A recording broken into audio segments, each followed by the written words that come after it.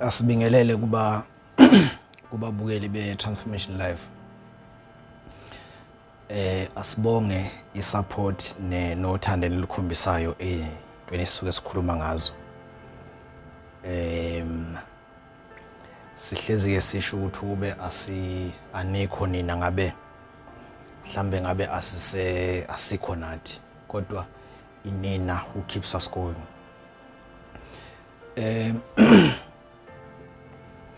La inkundla zokuxhumana kunabantu abaningi, ngikhuluma ngoFacebook, WhatsApp, ngcono no WhatsApp ngoba usukhuluma nomuntu omaziyo, but it's still the same. It's Facebook, WhatsApp, YouTube, TikTok, Instagram and all those things. La kunabantu abaningi nje abahlukahlukene abaqhamuka from social background, different social background. Abanye abanolwazi olungaphezulu, abanye banolwazi olungaphansi, abanye banolwazi oluxubile, abanye banalwazi bayifanela nathi, abanye sihlukene kakhulu la inkundla zokuxhumana. So kuye ke mawusuka umuntu ophambi kwabantu njengathi nje kule channel, mawusuka uphambi kwabantu uyayithole kuba nzima ukukhuluma into. In fact, it is impossible ukukhuluma into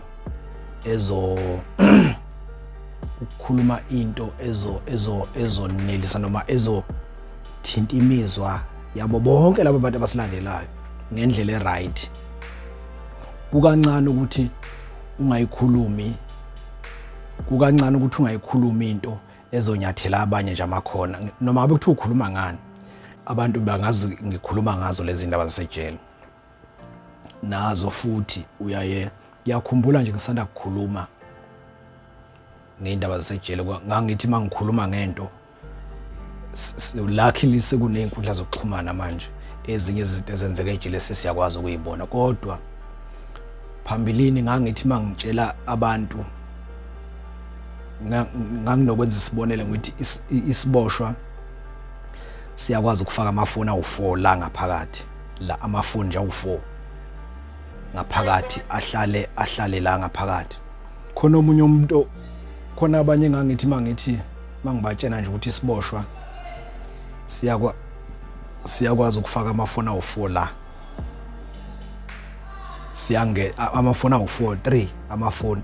Ngikhuluma ngamafoni angaka ama-smartphone, hayi lokho okuncane ngobhobho, cha, ama-smartphone siyakwazi ukuwafaka la amabili noma amathathu. Omunye umuntu bethi mayizwa leyo nto ngisho wayengasho nokuthi hayibo bayifaka kanjani, evele ethi awunamanga yikho into enjalo. Kodwa abanye bethi hayibo is that possible, abanye bebuza ukuthi hayibo leyo nto yenzeka kanjani. Bese kuba khona abanye abathi hey bemangale, yabo. Bese kuba khona abanye abakuvumayo lokho. So that tells you ukuthi nakula inkundla zokuxhumana kufana nakhona ejele kunabantu abehlukene njengala inkundla zokuxhumana. Kukhona abantu abahlakaniphile, kukhona abantu abafundile, kukhona abangafundile, kukhona abangahlakaniphile, kukhona abaphakathi nendawo, kukhona lonke uhlobo lwabantu. Ngiyaye ngithi ke mawusukulalela nje noma yini noma yipi podcast noma engane, mawusukulalela noma yini nje, it's either ubuka i-podcast ku-YouTube or uattende a certain conference or sermon in physically, noma ukuphi, noma usesontweni noma ukuphi nje, ngiyaye ngifisa ukuthi ulalele bese u-apply ulwazi lwakho nalo. Ngiyaye ngikhulumeke kakhulu, ngakhuluma lapha kade ngise-Port Danford eTucson Center kwi-expo la i-all connections na training yama students on water treatment, ukuthi amanzi atreatwa kanjani, amanzi njengoba size siwaphuza nje. Ngike ngakhuluma ngokuthi uma wazi uma nje wazi vele ke izinto ngeke uzazi zonke emhlabeni, kodwa uma unolwazi kwi-area noma kwi-field ethize, you walk tall. Makusuke nje unolwazi ngento ethile, akekho umuntu okuthintayo. Ngiyakhumbula ukuthi ngiyaye ngenza isibonelo ngumkhumbi owafika lapha eHarbour, eDurban Harbour. So lo mkhumbi mawufika eGiyabhak, lo mkhumbi omkhulu osuka phesheya, mawufika eMtateni eThekwini eDurban Harbour echwebeni. So umkhumbi ke mawufika uyayufike ubhukhe wenza yonke into, vele usuke usubhukhile. Mawufika ungena echwebeni uthulule, mawuthulule ulayishe, mawulayisha, kodwa awuhlali lapho umkhumbi ungasazi uhlaleleni, ngenxa ukuthi iningi imali ebhalwa umkhumbi mawusuke umile lapha. So one day wafika umkhumbi echwebeni, wafike wathulula wasuyalayisha, ngoba isikhathi esiningi umkhumbi mosuka phesheya awufika uthulule bese ulayisha bese uhamba ungenalutho, awukwenzi lokho. It's either uyathulula la or uyolayisha kwelinye izwe lase-Afrika bese uyahamba, kodwa nje awuhamba ungaphethe lutho. So mawusulungela ukuhamba lo mkhumbi, bese okapteni laba bawudrivayo bethi bawudumisa umkhumbi ungadumi, ebese kuphoqa ukuthi kutholakala omakhenikha abawaziyo umkhumbi, ngoba umkhumbi indlela omkhulu ngayo usuka la uyalapha esangweni. So awukwazi ukuvela uqagela ukuthi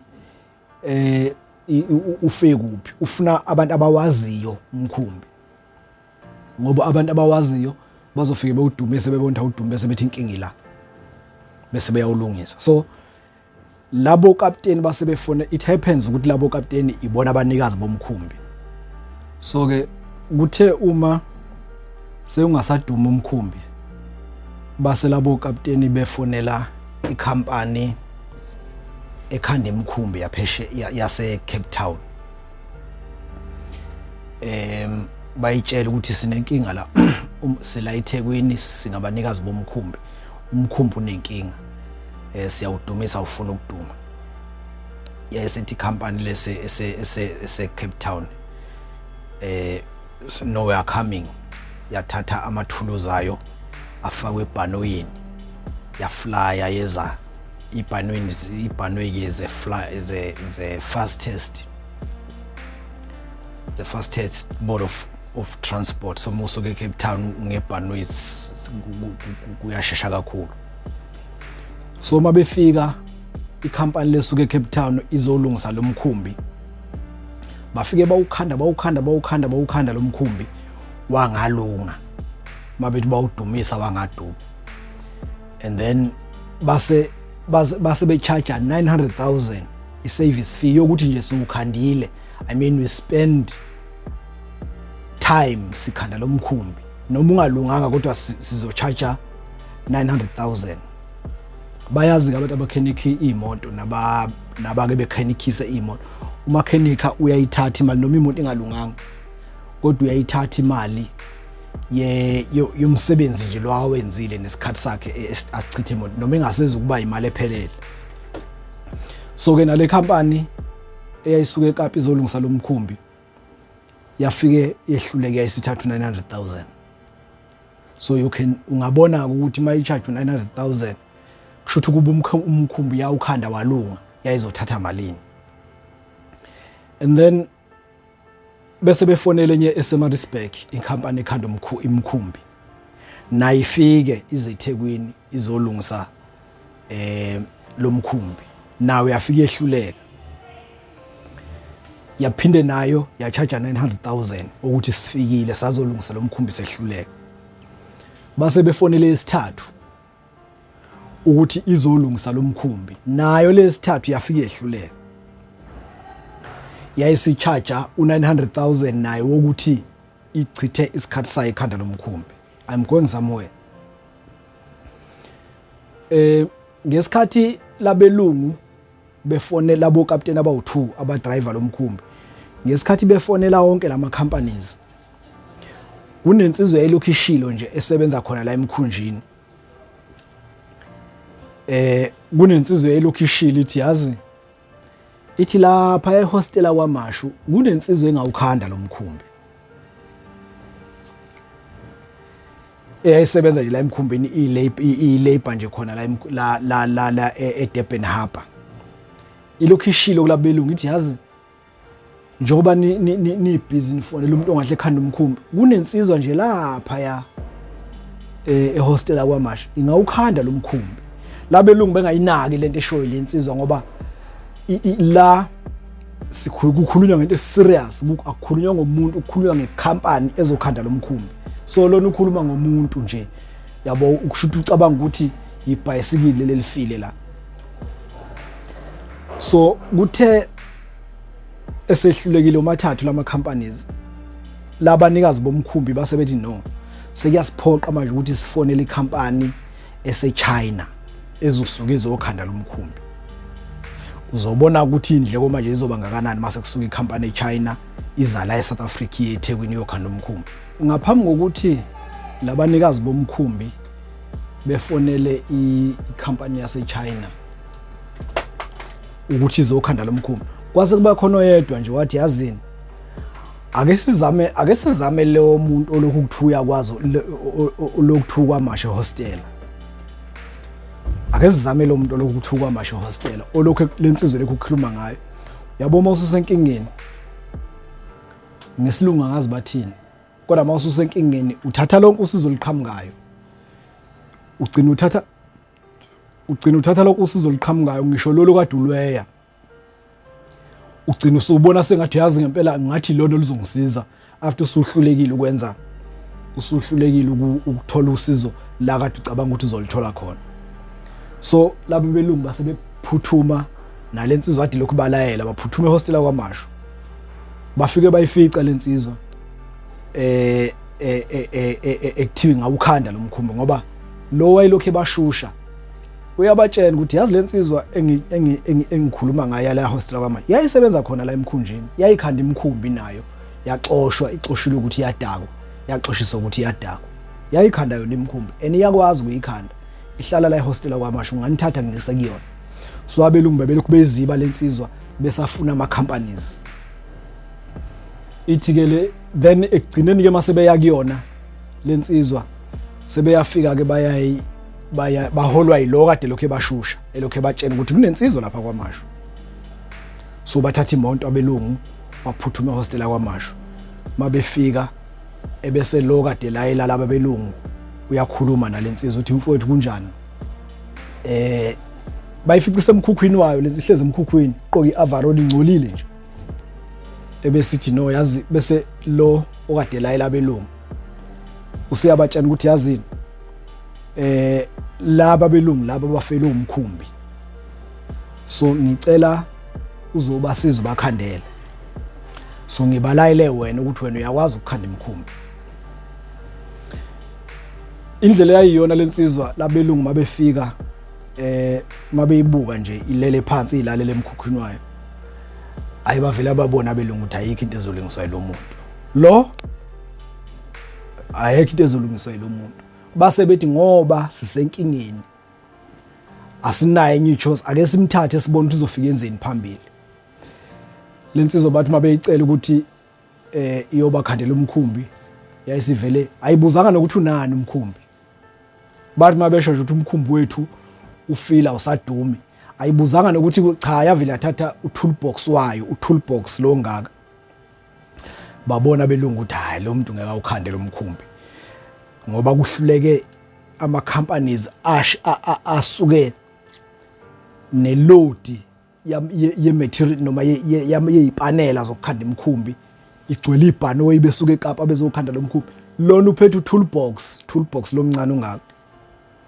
Wathatha utoolbox wakhe bangena emotweni bahamba.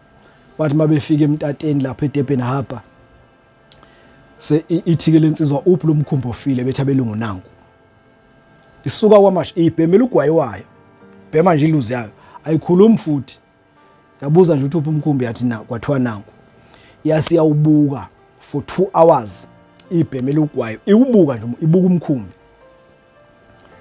njobe imile nje ayikhulumi namuntu wabona belo lomntakazi nokuthi uyapi lo yawubuka lo Mkhumbi for 2 hours yasi yawudraya ke yawudraya another 2 hours yabona njobe uyudraya lo Mkhumbi irounda abelungu omunye umlungu ngapha omunye ungapha labo kapteni in fact ngokwabo okapteni lensizwa mayuthinta lo Mkhumbi yayizobulala ibuqedele ngokwabo kwakuzoba worse ukufa kwalo Mkhumbi. So ke uma iwuraunda lo Mkhumbi bafuna ukubona ukuthi izothinta aphi ngoba bafuna nokuyikhuza phela lensizwa ngoba bona bethemba ukuthi khonto engenziwa yilensizwa kulo Mkhumbi ongaka. So yayuraunda lensizwa yawuraunda uMkhumbi for 2 hours ingakhulumi lutho nabelungu bela befuna ukubona ukuthi izokwenzana. And then after 2 hours wokuyiraunda yayisiyohlala phambi kwenjini khona le njini lophephela le eguqula lophephela ogwedla amanzi. So uma ke seyifika phambi kwa lensizwa njoba ngithi emva kokuround uMkhumbi for 2 hours ingakhulumi yayisihamba iyoqoshama phambi kwenjini le ephehla amanzi epropeller amanzi kulophephela lo yafika yaguqa for 2 hours ibuka le njini yaguqa for 2 hours lokho ibheme lugwayiwayo emva kwalapho ibe seyikhipha emva kwalapho ibe sithi ke oyedwa umlungu akagibele phezulu afika dumisa uMkhumbi ayikazi uthinte njalo wagibela lo mlungu mayifika phezulu afika udumisa uMkhumbi ungadumi ebese indicator lo mlungu uthi hayi awudumi bese ethi mana khona lapho. So ke lensizwa mayifika iqoshama la mayifika iqoshama phambi kwenjini for 2 hours yabe sikhipha ku toolbox wayo yakhipha mayise esethe umlungu lo phezulu awuduma uMkhumbi yabe sikhipha isando esincane esingaka esingangomuntu esingaka isando yayisishaka 3 la yashaka 3 la kwenye nje indawo lapha ngakulo phephe la enjinini yathi qo kathathu yasha nje kathathu yathepha nje kancane into eyayingeke izongisho ubuhlungu ngisho ukuthi wawushaya ingane yasha 3 times yabe sithi ke le ndoda udriver emva kokushaya nje kathathu lapha ya enjinini yayisithi udriver kadumisa uMkhumbi waduma uMkhumbi yathi akawuhambise wahamba uMkhumbi yayisithatha lesisando sasincane yasibuyisela ku toolbox yakho yayisiyahamba. So itheme ihamba ngaphambi ukuthi ihambe sebetha belungu kushuthi bajabula belungu baba excited labo bawu2 hawu uMkhumbi usuyahamba base befaka omunye wabelungu ayesefaka isandla ephaketheni wakhipha u3000 rand wathi mfowethu siyabonga ebonga kulensizwa wathi ayisiyabonga mfowethu hey ususizile nakho usuyothenga udrink la